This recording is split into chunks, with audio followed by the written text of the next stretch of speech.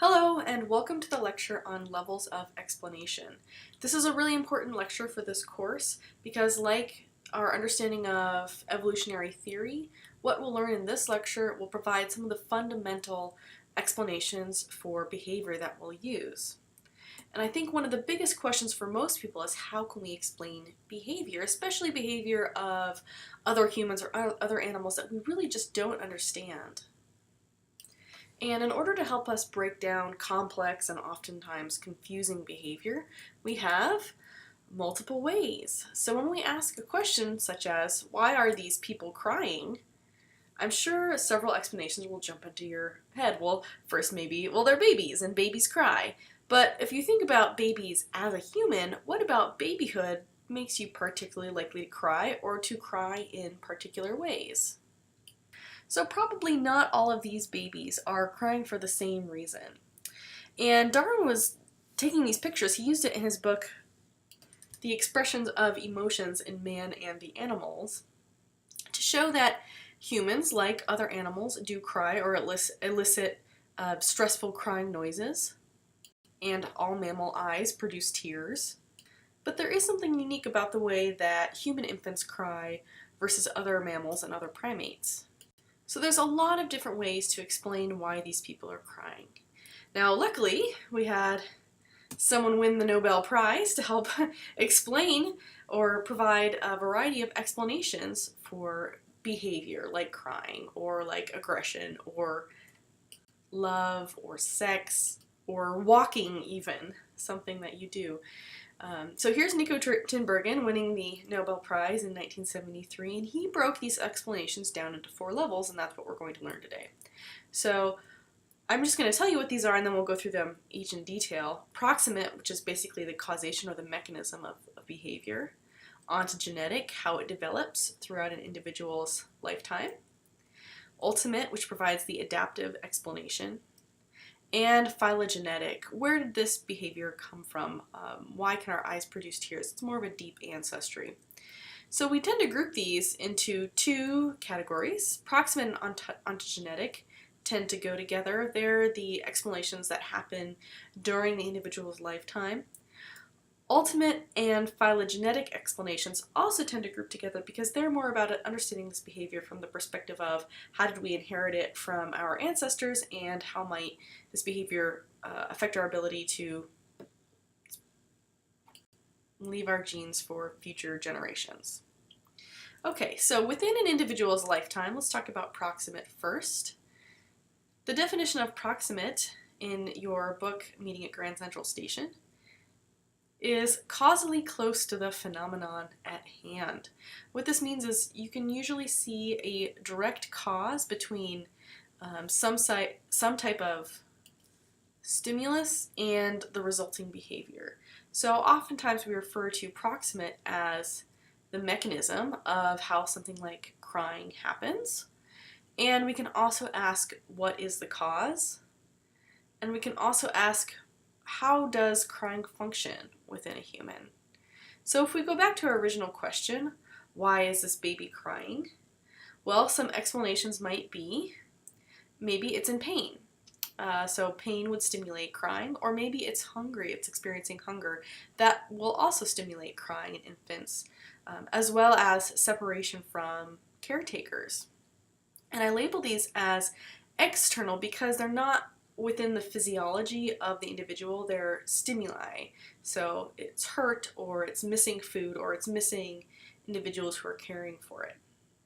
We can also talk about internal explanations, and this is more the mechanism. How does crying actually happen in humans? What are the physiological and biological processes that occur to produce tears or to produce this crying noise to elicit care? What are the neurological processes that have to happen? And those are several ways that we can explain crying in this baby from a proximate point of view. So what's the cause or what's the mechanism that triggered the behavior? Also within an individual's lifetime, we can take an ontogenetic or a developmental explanation. And this explanation asks, at what life stage is the individual? We can also ask, what is their history? So instead of asking why is this baby crying, we could instead ask why is this person crying? People cry differently at different ages. So if we take an internal explanation for ontogenetic or our developmental explanation, we can ask how old are they? A baby will cry differently than a toddler, than a teenager, than an adult. So one way we can ask why is this person crying is we can say they're a baby. Now, their history can also matter. Babies have a short history, but as you age, you'll have more and more history within your lifespan. And so we can ask, how have external developmental factors affected why this person is crying? So humans were highly dependent on culture, and so we learn a lot of our behaviors from other individuals, including crying behavior often. So when we ask, why is this person crying? We can ask, what are the external factors throughout their development? What have they learned that might affect why they're crying? We learn where it's appropriate to cry. We learn what noises people make crying in different situations. Anthropologists who study funeral practices around the world notice a very large difference in how people express emotions at funerals, particularly crying and grieving behaviors. We learn different postures, different facial expressions. You try to hold it in or cry openly, how loudly. We learn a lot about crying throughout our lives. If you're curious, this man is crying because he is in Paris in 1940 and is watching German troops enter the French capital at that time. Okay, so we've got proximate, we've got ontogenetic. How do we look at what's going on within an individual's lifespan, either immediately at the moment, also how old they are and what they've previously learned will affect behavior. We can also look at past generations, and this is called our phylogenetic explanation. So a phylogenetic explanation looks at your deep history, meaning the characteristics that we have inherited from our ancestors. So when we ask, why is this person crying, we might instead ask, why is this person able to cry? We have ancestors who cried. And we can also ask, well, we're mammals. We have mammalian eyes, so we can look at the structure of the eyeball, the ability to produce tears. But we can also look at how our species might differ from other species that we have a deep ancestral connection with. So, for example, chimpanzees, humans' closest living relatives. Chimpanzee babies do cry as infants, mostly when they're separated from their caretaker or they're experiencing distress, so pain or trouble of some sort. So chimpanzee babies do cry differently from human babies. Human babies cry more often and for different reasons. And so this would be a phylogenetic explanation. How am I, as a human, equipped to have this behavior, and where did that come from? A lot of these explanations are going to be, well, we're primates and primates have this ability, or we're mammals and mammals have this ability, and that's why we're able to perform this behavior. Of course, as we'll see at the end of this lecture, this is also tied into other levels of explanation as well. Okay, finally, usually most evolutionary biologists' favorite level of explanation is the ultimate level of explanation, and this is looking at how behavior has been affected by past generations and how it might be transmitted to future generations. So the ultimate level looks at the value of a behavior for survival and or, could be one or the other, or both, survival and or reproductive success. So this is our question where we're looking at how is this behavior an adaptation? So again, we're going to ask, why is this person crying? And well, crying tends to stimulate care for the infant, and this will oftentimes increase infant survival. So if an infant is hungry, crying can stimulate care by the mother or another caretaker, perhaps feeding, and this will prevent the infant from starving to death. It will go on to grow up, so hopefully survive to adulthood and reproduce itself one day. So not only have we inherited crying as babies from our successful ancestors, but babies who cry at times to elicit care. That increases their likelihood to survive to adulthood. More likely to be able to reproduce than babies that don't cry at times that elicit care that causes them to survive to adulthood. They won't grow up, they won't have any kids. And so the babies that do cry and get care, survive, can go on to have babies themselves, and their babies will inherit this behavior. If that is confusing, I highly recommend you go back and review our evolution lecture and understand our definition of adaptation and evolution by natural selection. Okay, so hopefully you understand the 4 levels now. If not, you can always rewind and watch these again. We're going to have a little self-test. So feel free to pause and try to answer this question on your own, and then I will provide some explanations, by no means all, for this behavior. So our question is, why is this howler monkey eating leaves? Now maybe you said, and this is a great explanation, it's feeling hunger, it's time to eat. If you've taken a different type of explanation, you said, well, this is an adult howler monkey. Adult howler monkeys eat leaves. It's not a baby. Baby howler monkeys nurse and consume breast milk. Maybe it needs calories. That would be a good reason to eat leaves, a good explanation for why it's eating leaves. And you might have said, well, it's eating leaves because its ancestors ate leaves, and this is what the behavior that it has inherited. So all of these are different levels of explanation, and you can go through and try to guess which is which. Hunger, eliciting this behavior, is probably one of the easier ones to get, and that's obviously a proximate explanation. There's an immediate external trigger. I am hungry, my stomach is empty, I need to go and eat something, and howler monkeys eat leaves. Adult is the ontogenetic or developmental explanation. So it is an adult howler monkey. Adult howler monkeys eat leaves, not babies. Maybe it needs some calories. This would be our ultimate level of explanation. Acquiring calories. Leaves are readily available. There's lots of them. There's not a lot of competition for leaves. So this eating leaves can help you survive and or acquire enough energy to be able to reproduce. Okay, luckily, last guess is going to be our last level, ancestors, phylogenetic. If you look back through howler monkey ancestry, at one point there was a shift over to eating leaves. Howler monkeys have a range of dietary and digestive adaptations that they've inherited from their ancestors that allows them to eat leaves. If you as a human tried to exist only on leaves, it would be pretty difficult for you because we just don't have the same digestive system that howler monkeys do. Okay, ready for another one? Again, feel free to pause and try to answer this question. Why do so many people struggle with obesity? These are just some of the many explanations that you might have come up with. If you don't see yours on the list, try to guess what level it might have been.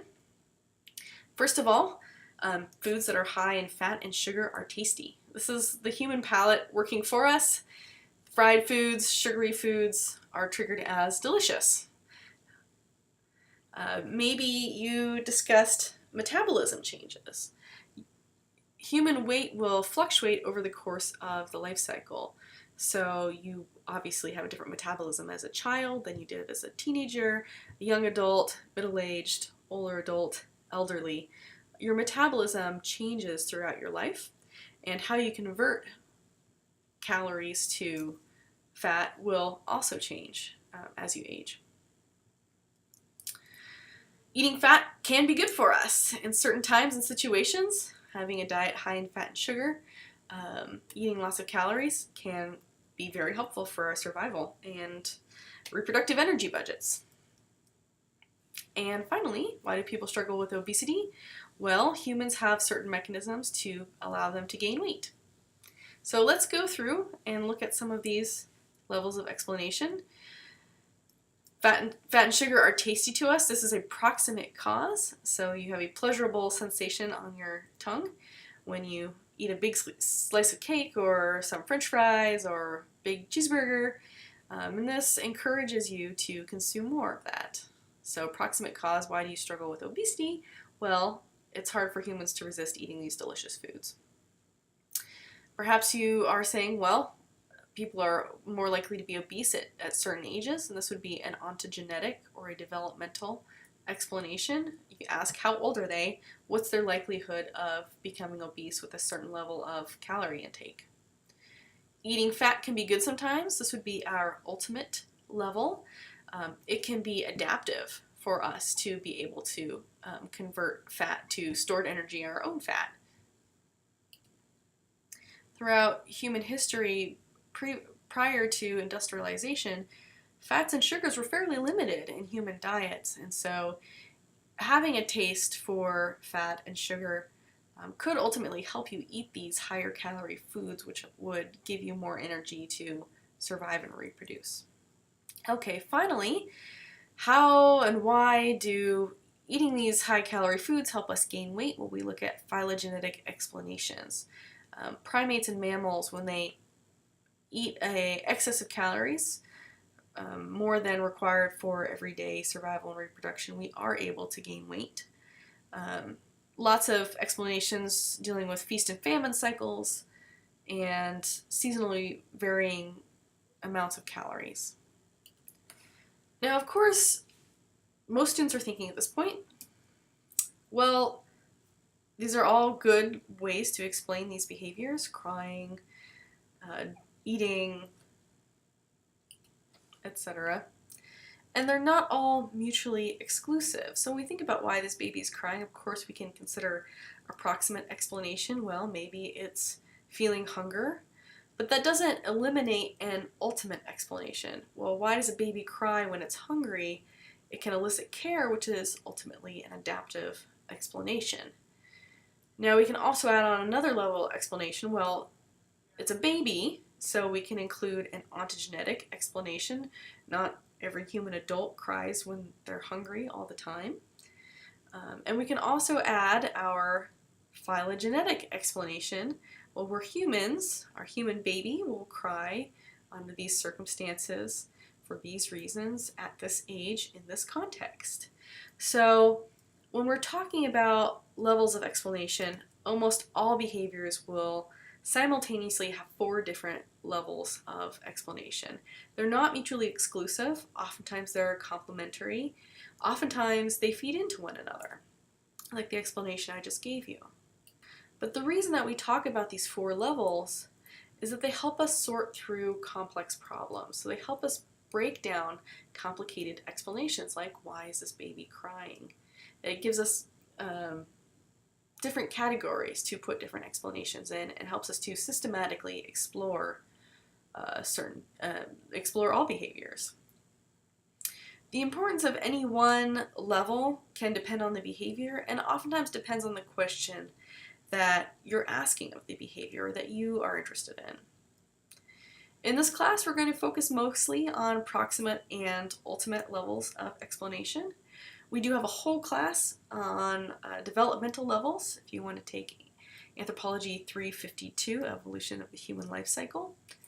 But for now, we're going to focus mostly on what's the cause and the mechanism, and why might humans have this mechanism to elicit a behavior. Okay, so my challenge for you is to sometime, either today or tomorrow if it's late, try out these levels of explanation. If you're at the grocery store or walking along the street or driving in your car and you see someone else doing a behavior, see if you can come up with one of each level of explanation for that behavior. Alright, that's it for now. I hope you enjoyed this lecture. As always, email me with any questions, and I'll look forward to next time.